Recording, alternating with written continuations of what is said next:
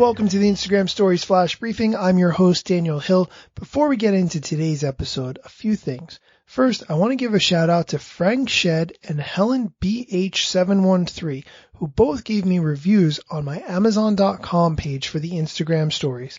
Thank you for the reviews, guys. I super appreciate you listening and taking the time to write me a review.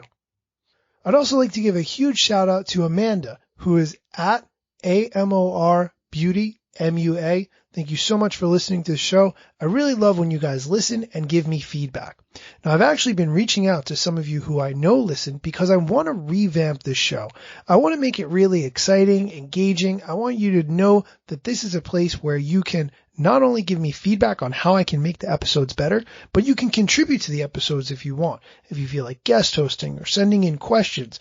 I was trying to focus on news because when you invoke your flash briefing, you say, what's the news? Or tell me my flash briefing. And so I wanted to make this flash briefing really news based because I thought that was more appropriate. Over time, I'm realizing that may or may not be the best way forward. So please give me some feedback. Let me know if you think the news is where it's at, or maybe it's Q&A daily. Maybe it's just focusing on strategy. Maybe it's some kind of combination where I do news Monday, Wednesday, Friday, and I do strategy on Tuesday and Thursday and Saturday. I don't know, but please give me some feedback and let me know what you think would make this flash briefing that much better. For today's news, I want to talk briefly about an article that was on Forbes.com, Sotheby's, Why Instagram Matters. If you're not familiar, Sotheby's is a broker of fine and decorative art, jewelry, real estate, and collectibles. I would refer to them as an auction house, but they are really active on Instagram, and they go into some of the reasons not only why they're so active, but how they've had such success. Here's the question. How were you able to accrue 1 million followers?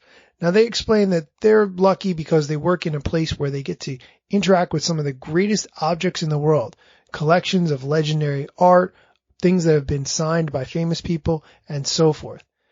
However, they elaborate that it's fair to say the most important thing is the quality of their imagery. Clear photographs showing artwork or an object with a reference for scale. We try to infuse each image with the personality behind the account. Organic, creative images that aren't too professional or staged. That's definitely a key takeaway. One of the other questions that they asked, what have been some fun ways you've created Instagram stories? They explain how they use the Q&A feature, where they open up the floor to followers who can ask anything they want of their specialists. They've hosted Q&As on topics including wine, whiskey, jewelry, and cars, to receiving questions like, what's the right way to hold my wine glass? And what is an inclusion in a diamond?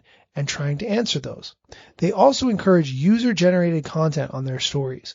One campaign, they asked users to send in the best street art they've seen from around the world, and they've taken those great submissions and geotag them and allow other people to see those posts in those native areas.